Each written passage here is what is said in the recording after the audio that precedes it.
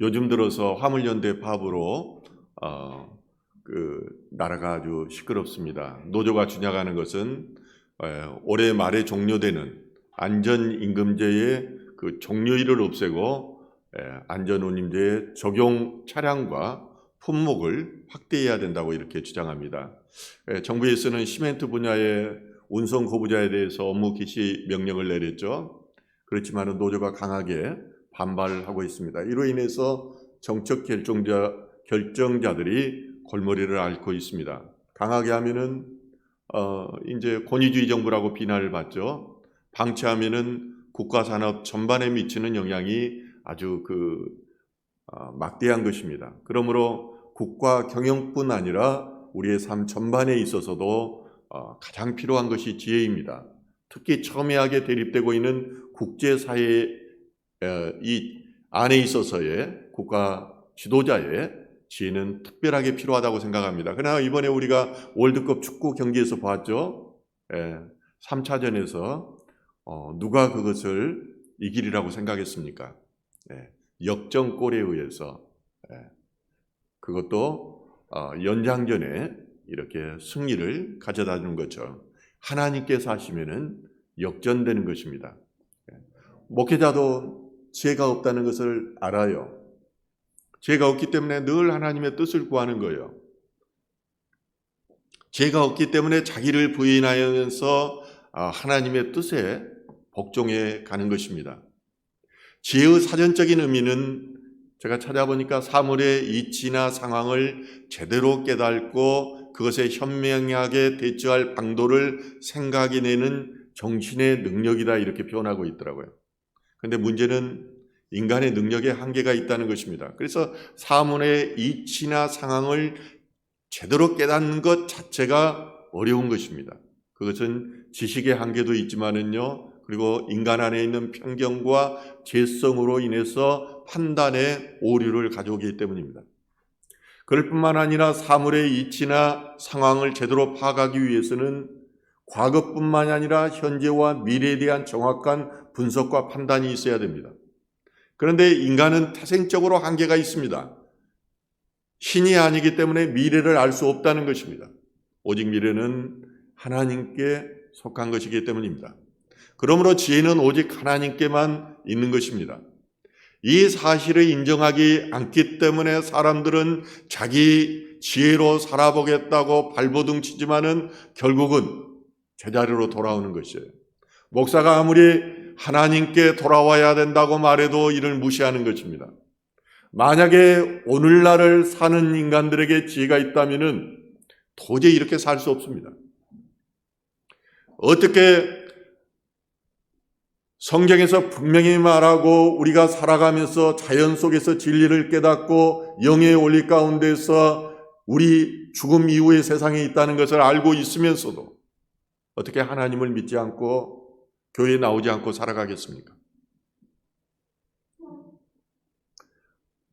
우리가 지혜가 하나님께 있다는 사실만 인정을 하더라도 사람들은 훨씬 지혜로울 수 있고 훨씬 행복해질 수 있습니다. 솔로몬은 누구보다도 지혜가 뛰어난 왕이었습니다. 자신도 이 지혜를 강구했을 뿐만 아니라 왕위에 오른 다음에도 이 지혜를 하나님께 구했습니다. 솔로몬 지혜의 본질은 듣는 마음에 있었습니다. 선악을 분별하여 그러므로 공정한 재판을 하고자 하였던 것입니다. 지혜로운 판결을 통해서 하나님 나라의 공의를 이 땅에 실현하는 데 예수님은 마음이 있었습니다. 그러므로 솔로몬의 지혜를 구하는 듣는 마음에는 예수님의 마음이 있었던 것입니다. 십자가에서 죽으시고 부활하신 예수님께서는 하나님 안에는 지혜와 능력을 그가 받았습니다. 그래서 하나님 나라를 공의와 사랑으로 다스리는 것입니다. 그런데 오늘날 메일 큐티에서 우리가 묵상하는 것이 전도서죠. 전도서에 보니까 그는 인생의 후반전에 대해서 그렇게 말합니다. 헛되다, 헛되다. 전도서 1장 2절과 3절 다시 읽어볼까요?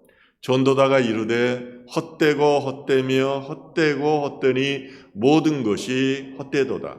해 아래에서 수고하는 모든 수고가 사람에게 무엇이 유익한가? 헤렘에 대해서 말합니다. 헛되다는 것입니다. 얼핏 보면은 부귀영화를 다 누리고 권세를 누렸던 솔로몬 왕이 인생의 말년에 대해서 인생을 돌아보니까 본인이 삶이 공허하고 헛되었다고 한다는 것처럼 그렇게 보입니다. 그러나 이 속에는 놀라운 신앙의 진리가 담겨 있습니다. 그것은 바로 해 아래에서 수고하는 모든 수고가 헛되다고 표현합니다. 바꿔 말하면은 해 위에 수고하는 모든 수고가 의미 있다는 표현으로 저에게는 들립니다. 해 위에 누가 있죠? 하나님이 있습니다. 따라서 이 땅 가운데서 땀 흘리고 수고하는 모든 것이 헛되는데 헛되지 않는 것이 있다는 것입니다. 그러므로 오늘 사는 너희들, 그리고 이 말을 믿는 너희들은 하나님을 의지하며 하나님께 순종하며 살라는 것입니다. 그의 말씀을 묵상하고 그의 말씀에 따라 사는 것이 지혜의 삶이며 의미 있고 가치 있는 인생이라는 것입니다. 그래서 성경은, 하나님의 말씀인 성경은 지혜로 가득합니다.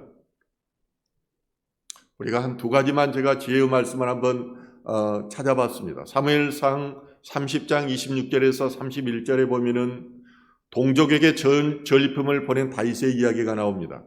다윗은 사울을 피해 도망치는 신세였지만은 그래도 언젠가는 자기가 하나님의 약속대로 이스라엘의 왕이 될 것을 알고 있었습니다.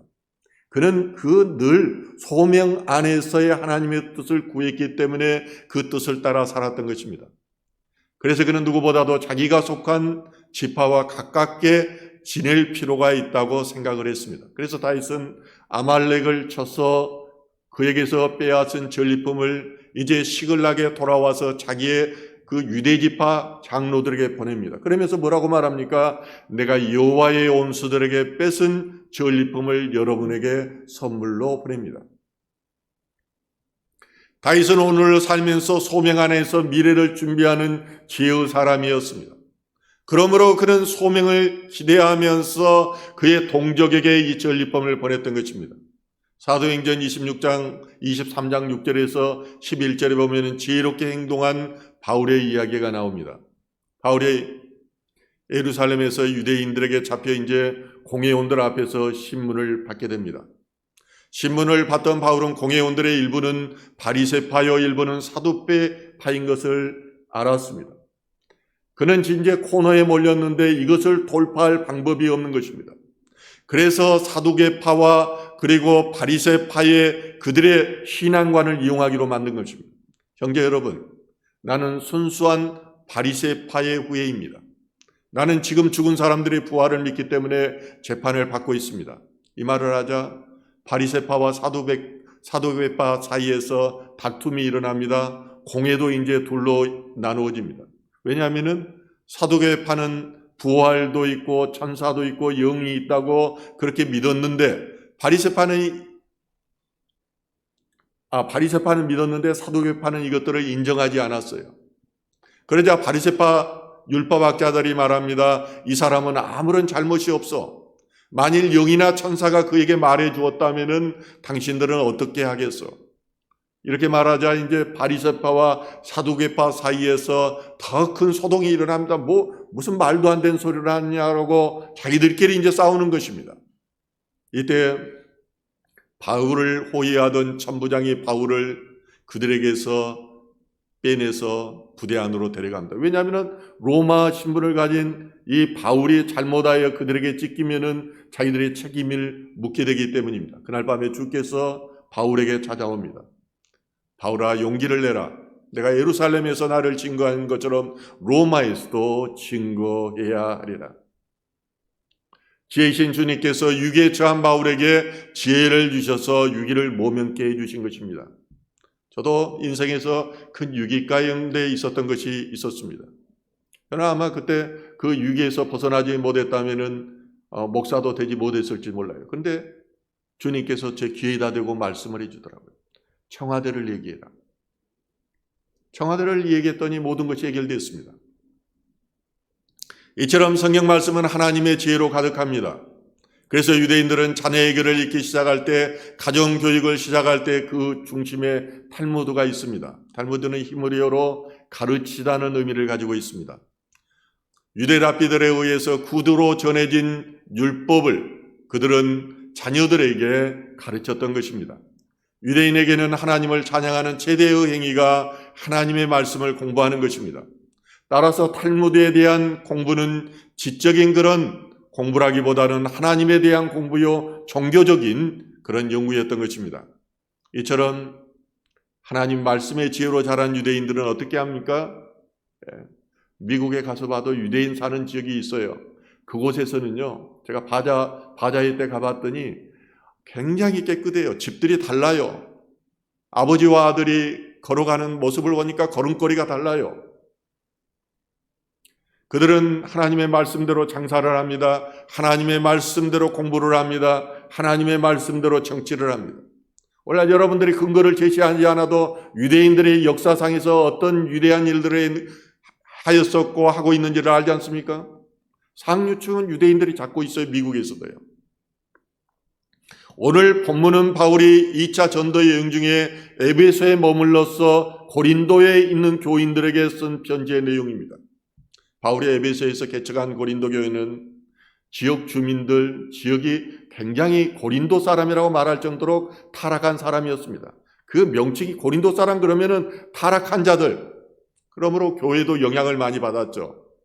바울은 근로의 집안의 몇 사람으로부터 이제 교회 안에 분열이 일어났고 도덕적으로 타락했고 때로는 바울에 대한 오해도 가지고 있다고 이렇게 들었습니다. 자, 바울을 생각해 보십시오.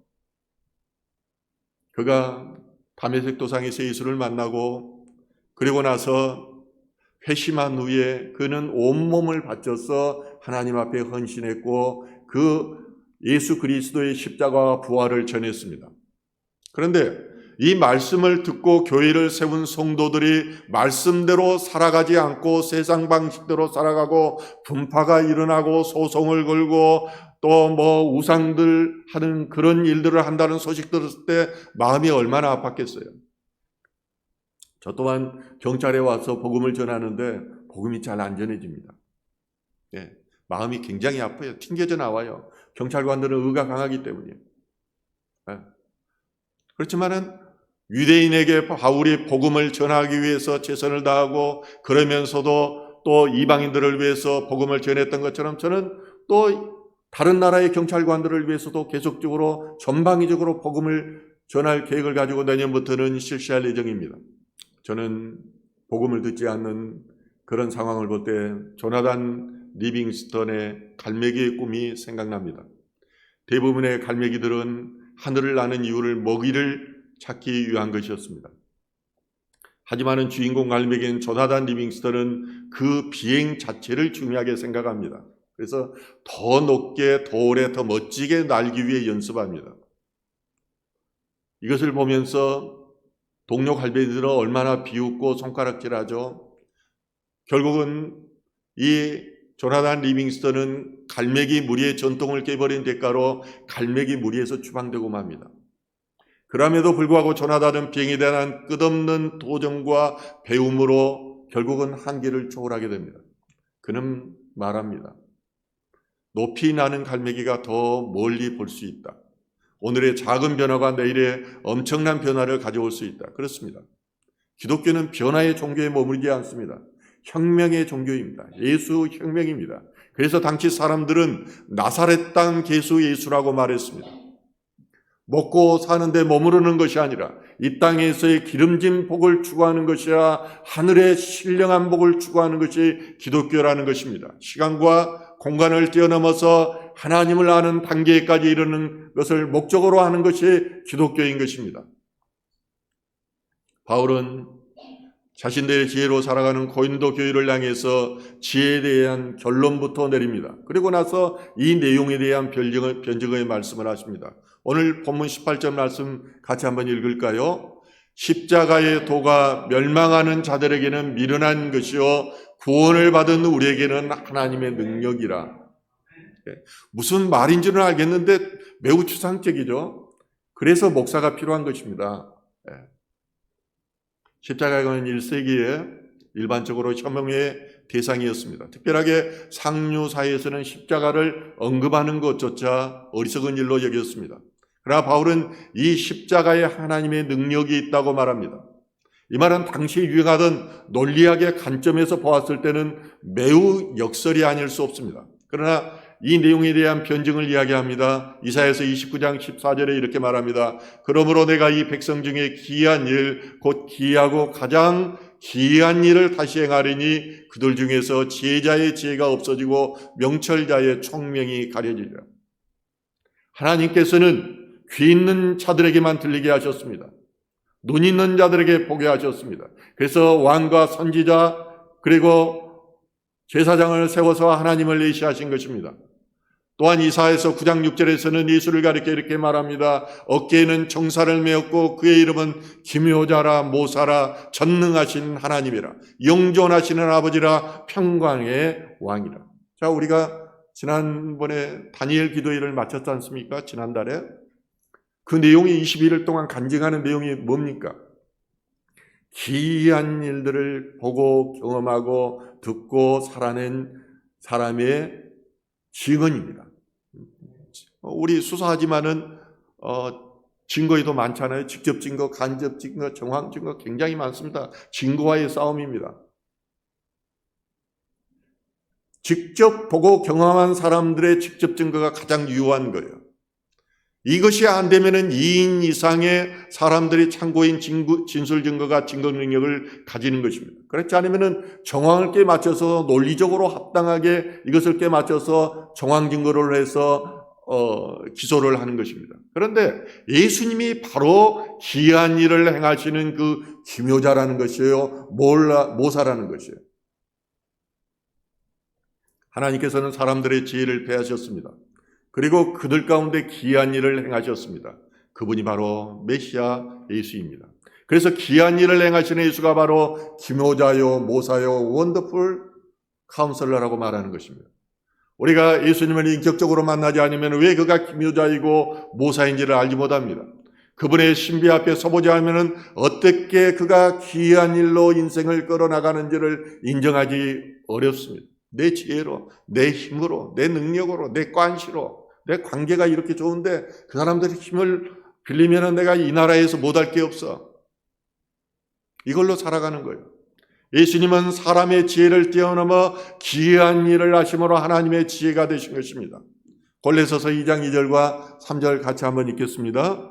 이는 그들로 마음의 유한을 받고 사랑 안에서 연합하여 확실한 예의 모든 풍성함과 하나님의 비밀인 그리스도를 깨닫게 하려 함이니 그 안에는 지혜와 지식의 모든 보화가 감춰 있느니라. 그렇습니다. 하나님의 비밀이 그리스도입니다. 하나님의 지혜가 그리스도입니다. 예수 안에 지혜와 지식의 보화가 가득합니다. 우리가 예수를 믿으면 내 안에 예수님이 와 계세요. 내 안에서 가르쳐 주시고 찔러 주시고 행동하게 하세요. 여러분들이 영적으로 예민해지면은 이걸 느끼지를 못해요. 왜냐하면 탐욕으로 가득 찼기 때문에. 그렇기 때문에 예수님의 제자가 되려면 자기를 부인해야 되는 거예요. 자꾸 탐욕이 나를 주장하거든요. 그런데 부르신 자에게는 이 예수 그리스도의 안에 있는 신비가 열려 있는 거예요. 그렇기 때문에 부르심을 받은 자는 신비예요. 따라서 그리스도의 십자가는 인류를 구원받은 자와 구원받지 못할 자로 나뉩니다. 예수의 십자가를 받아들이는 이에게는 구원이 있지만은 예수의 십자가를 어리석은 것으로 부끄러운 것으로 받아들이지 않는 이들에게는 구원이 없습니다. 이제 바울은 20절에서 말합니다. 지혜 있는 자가 어디 있느냐. 예수님께서도 말씀하셨죠. 인자가 오실 때 믿음 있는 자를 볼 수 있겠느냐. 그리고 또 21절에서는 이렇게 결론 짓습니다. 이 세상이 자기 지혜로 하나님을 알지 못한다. 그럼 어떤 지혜로 하나님을 알까요? 부르심 받은 자들에게 하나님이 지혜를 주십니다. 영안을 열려줘요. 보는 자들을 보게 하셔요. 귀를 열어줘서 듣게 하셔요. 하나님의 음성을 듣게 해요. 제가 영안교회에서 전도사 생활을 했는데 이분이 중소기업을 잘하고 계셨어요. 그런데 이분이 어느 날 식사를 하고 자리에서 와서 있는데 하나님이 영안을 열려주더래요. 그런데 보니까 수많은 사람들이 길을 가고 있는데 그 길에 사람들의 눈동자가 알맹이가 없더래요. 알맹이가. 그러니까 하얀 창만 있더라고요. 다 죽어서 길을 가고 있는 거예요. 다 지옥으로 가고 있는 거예요. 깜짝 놀래가지고 하던 사업체를 접고 신학교에 가서 목사가 되신 분입니다. 제 어머님도 그런 간증의 말씀을 저한테 해주더라고요. 좁은 길이라는 말을 이해할 수가 없었대요. 하나님 좁은 길에 대해서 알려주세요. 그럴 때 하나님이 보여주시는데 사람들이 하얀 옷을 입고 한 길로 가는데 너무 그 길이 좁아서 협잡해서 돌아오지 못하는 길이 돼요. 한 길로만 가는 길이 돼요. 그 좁은 길이라고 저에게 하나님이 보여주신 것을 말씀해 주시더라고요. 그러므로 하나님께서는 이렇게 선택된 자에게 보여주시고 가르쳐 주시고 전도를 통해서 미련한 십자가를 통해서 그리스도를 전하게 하는 것입니다. 고린도전서 1장 20절에 이렇게 말합니다. 하나님의 지혜에 있어서는 이 세상이 자기 지혜로 하나님을 알지 못하므로 하나님께서 전도에 미련한 것으로 믿는 자들을 구원하시기를 기뻐하셨도다. 우리의 지혜는 큰 것, 위대한 것, 높은 것 이런 것들이 인격적이고 좋은 것이라고 생각하죠. 그러나 성경은 절대 그렇게 말하지 않습니다. 이게 우상이라고 말합니다. 그리스도의 십자가를 전할 때 유대인들과 헬라인들은 각각 다르게 반응했습니다. 유대인들은 지혜의 수단으로 표적을 구했습니다. 그래서 메시아의 도래 때에는 모세보다도 더 큰 표적과 이적이 화려하게 나타날 것이라고 생각했습니다. 그런데 아이러니하게도 그들은 예수님이 행하신 모세보다도 더 큰 수많은 표적과 이적들을 보고도 그걸 믿지 않았어요. 심지어는 죽었던 사람이 살아나는 부활마저도 그들은 믿지 않았던 것입니다. 헬라인들은 어떻게 생각했습니까? 헬라인들은 지혜를 사랑하는 사람들이었어요. 그래서 인간의 지혜로 이 세상에 이해하지 못하는 신비스러운 이런 것도 다 이해할 수 있다고 파악할 수 있다고 생각했습니다. 그런데 악과의 싸움에서 지고 결국은 그가 십자가에 달려서 패한 연약한 자인 그리스도가 어떻게 인간의 구세주가 되겠느냐고 이성적으로 판단하고 비웃었던 것입니다. 실패자가 구세주가 된다는 사실을 헬라인의 지혜로는 이해할 수도 설명할 수도 없었던 것입니다. 하나님은 약함을 통해서 실패를 통해서 죽음을 통해서 강한 자인 사단을 물리친다는 사실을 그들의 지혜로는 알지 못했던 것입니다. 하나님의 신비가 아니소서는 이것이 알 수가 없는 것입니다. 바울은 유대인과 헬라인들의 인간적인 지혜를 말한 후에 이렇게 말합니다. 고린도전서 1장 24절이죠. 오직 부르심을 받은 자들에게는 유대인이나 헬라인이나 그리스도는 하나님의 능력이요 하나님의 지혜니라. 제가 어떻게 이걸 알겠어요? 절대 몰라요. 저는 그래서 목사가 되기 이전에 영의 세계에 대해서 책도 많이 봤지만 굉장히 하나님한테 간구했습니다. 하나님은 영이시니 영과 진리로 예배할지다. 그러면 영이면은 영을 알아야지 그것은 하나님의 말씀을 깨닫고 영으로 예배할 것 아닙니까? 하나님께서는 미리 택하시고 영생을 주시기로 작정한 자들에게 그리스도의 십자가가 하나님의 능력이요 하나님의 지혜라고 말씀하십니다. 하나님의 절대적인 부르심을 받은 사람들은 이 진리의 귀를 기울입니다. 이 진리의 말씀에 순종합니다. 이것이 내 골수를 깨기 때문에 살아계신 하나님이 두렵기 때문에 하나님을 경외함으로 나가며 하나님께로부터 결코 돌이킬 수가 없는 것입니다. 그리스도의 십자가 죽으심으로 나타난 하나님의 어리석음이 인간의 가장 큰 지혜보다 더 크다고 말할 수 있는 것은 인간이 해결할 수 없는 것을 그리고 해결할 수 없는 문제를 그가 해결하셨습니다. 십자가에서 그리스도를 통해 나타난 하나님의 연약함은 그의 부활로만 말미암아 능력이 되었습니다. 이러한 사실은 하나님의 은혜로 성령의 가르침을 받지 않으면 우리가 깨우칠 수 없는 하나님의 신비한 지혜인 것입니다. 유대인들은 랍비들에게 지혜가 있다고 믿었습니다. 그래서 서기관들, 바리새인들을 유대인들은 존경했습니다. 지금도 유대인들은 랍비들을 존경하고 그들의 가르침을 따릅니다. 이 사람들 국가가 주는 지원금을 받아서 생활하면서 하나님 말씀만 연구하죠. 그런데 우리에서도 주로 말씀을 연구하는 분이 신학교 교수입니다. 감리교 어느 신학교 교수님이 학생들을 가르치고 이제 목회도 하면서 목양도 했습니다. 자신은 이제 공부를 많이 했기 때문에 하나님을 안다고 생각했습니다. 그런데 어느 날 기도를 하는데 하나님이 찾아오셨습니다. 그리고 하는 말이 내가 나를 아니? 그는 이 말씀에 무너지고 말았습니다. 자신은 하나님을 안다고 생각했는데 하나님께서 너는 나에 대해서 전혀 모르고 있어. 이렇게 말씀하시는데 얼마나 통탄할 일입니까? 말씀을 전하는 저 자신이 끊임없이 말씀 안에서 부인하고 십자가의 밑을 걷는 경험이 없다면 저를 드러내는 목회를 할 수밖에 없습니다. 저는 너무 잘합니다. 마귀가 그렇게 하도록 시키기 때문이에요. 그런데 내가 말씀 안에서 이것을 삶의 예배자로 녹아지려는 노력이 없다면, 변화하려는 노력이 없다면 주님께서 저에게 똑같이 물을 거예요. 네가 나를 아니? 오늘 또 하나님은 저와 여러분에게 묻고 계십니다. 내가 나를 아니라고요. 여기에 대해서 우리는 뭐라고 대답해야 될까요? 하나님은 영이십니다. 우리의 지식으로, 우리의 경험으로 알 수 있는 분이 아닙니다. 하나님을 알기 위해서는 그리스도의 십자가의 밑을 걸어가야 됩니다. 십자가를 통과해야 됩니다. 주님이 내 죄 때문에, 하나님의 죄가 있으신 그 예수님께서 나의 죄를 사시고 나를 구원하기 위해서 나에게 생명을 주기 위해서 십자가에서 그 모진 고문과 모욕과 침뱉은 욕설 다 들어가면서 나를 구원했다는 이 사실을 경험하고, 그리고 나는 아무것도 아닙니다. 내가 주님이 지신 그 십자가를 10,000분의 1이라도 지고 가겠습니다. 이 고백이 없으면 결코 우리는 주님을 알 수가 없습니다. 이것이 영혼의 어두운 밤이고 광야 학교입니다.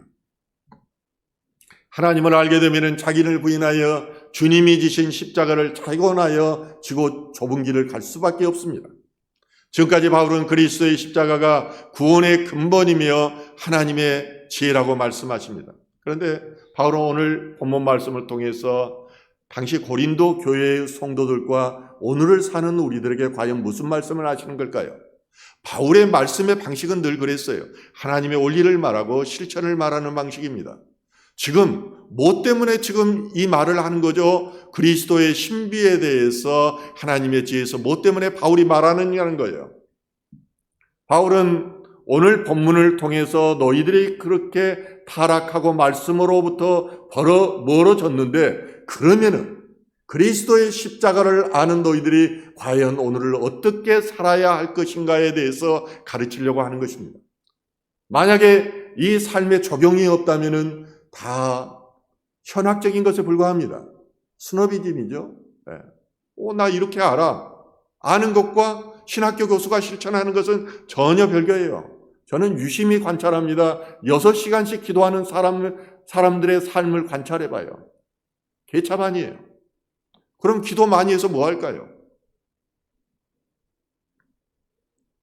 하나님의 죄에 대해서 말씀하심으로 고린도 교회 안에 있는 분쟁이 세상 지혜를 쫓는 어리석은 일이라는 사실을 바울은 지금 지적하고 있습니다. 신앙생활을 하다 보면은 각자의 성격만큼이나 생각이 다릅니다. 신앙 강이 다릅니다. 삶의 방식이 다릅니다. 열이면 년, 백이면 백 모두가 자기 주장이 있기 때문에 분파가 생겨나고 분쟁이 일어나는 것입니다. 분쟁의 중심에는 뭐가 있습니까? 나가 있습니다. 나라는 이기심이 있습니다. 나는 지혜로우며 나의 생각이 옳다는 것입니다. 그러므로 신앙생활을 오래한 성도들 중에 목회자나 성도들로부터 상처받지 않는 사람이 없습니다. 제가 평신도 생활해 보니까 그래요. 자신의 생각과 같지 않으면 상처받습니다. 그리고 영원히 교회를 떠나가기도 합니다. 오늘날 가난한 교인 말하는데 거꾸로 말하면 안 나가 교인이에요. 자, 누가 손해입니까? 목사가 손해일 것 같아요? 목사 손해 하나도 없습니다. 말씀을 안 전하면은 거짓된 말씀을 전하면은 손해죠. 그렇지만은 권면 충분히 저는 권면합니다. 비유 맞추기 위해서 저 설교 안 합니다. 천국 가게 하기 위해서, 영혼 구원하기 위해서 그렇게 듣지 않고 튕겨져 나온다는 것을 알면서도 계속해서 반복해서 하는 거예요. 가령 우리 교회에 글로리아 찬양팀이 있습니다. 매주 찬양할 때마다 제가 봐도 참 은혜롭고 정말 저도 기쁩니다. 그러나 중요한 것은 교회의 본질이 무엇인가 하는 것입니다. 교회가 그리스도의 십자가를 잊어버리면 교회는 산으로 가게 되어 있습니다. 교회가 해야 될 것은 하나님의 말씀입니다. 이걸 가르치고 나누고 전파하고 삶으로 적용해 나가야 하는 것입니다. 이제 코로나 팬데믹도 지나가고 있기 때문에 우리는 말씀으로 돌아가야 됩니다. 말씀이 없으니까 성도들이 힘이 없어요. 목사가 제일 잘하는 것이 뭐냐면은 성도들 딱 보면 영적인 지금 상태를 금방 알 수 있어요. 그가 말이나 행동을 통해서 하는 게 아니에요. 그냥 느낌으로 와요. 아, 영적으로 이분은 교회는 나오곤에 있지만 영적으로 이미 죽어 있구나. 마음이 아주 안 좋아요. 우리는 다시 하나님의 말씀으로 돌아가야 됩니다. 신앙의 승기는 말씀에 있기 때문입니다. 그래서 오늘 오후 시간부터는 이제 우리가 큐티를 하면서 삶을 나누면서 상대를 알아야지 중보기도 할 것 아닙니까? 말씀을 알아야지 우리가 말씀을 전할 것 아닙니까?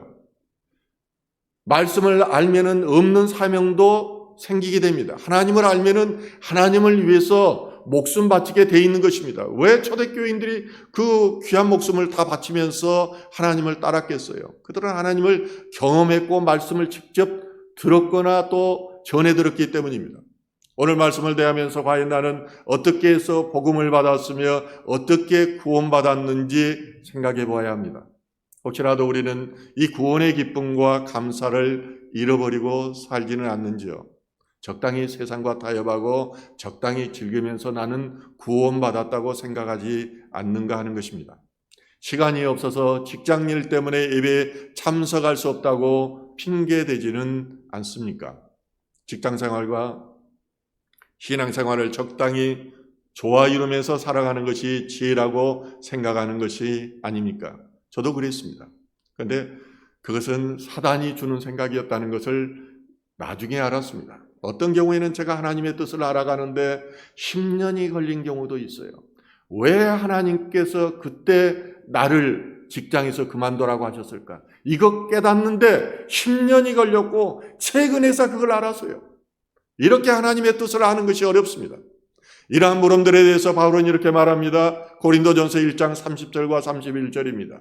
너희는 하나님으로부터 나서 그리스도 예수 안에 있고 예수는 하나님으로부터 나와서 우리에게 지혜와 의로움과 거룩함과 고난이 되셨으니 기록된 바 자랑하는 자는 주 안에서 자랑한 것과 같게 하려 함이라.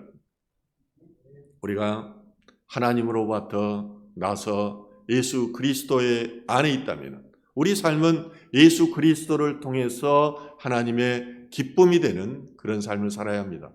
그러기 위해서는 성령님께 더욱 우리가 예민해져야 됩니다. 걸어가면서도 하나님, 저에게 이 상황을 주신 하나님의 뜻이 어디에 있습니까? 물어봐야 됩니다. 묻고 답을 얻어야 됩니다.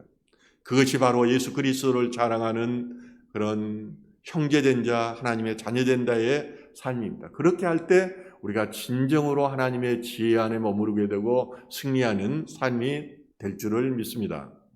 예수 그리스도의 십자가의 지혜가 저와 여러분의 삶을 승리로 이끄시길 주님의 이름으로 간절히 권면하고 축원드립니다.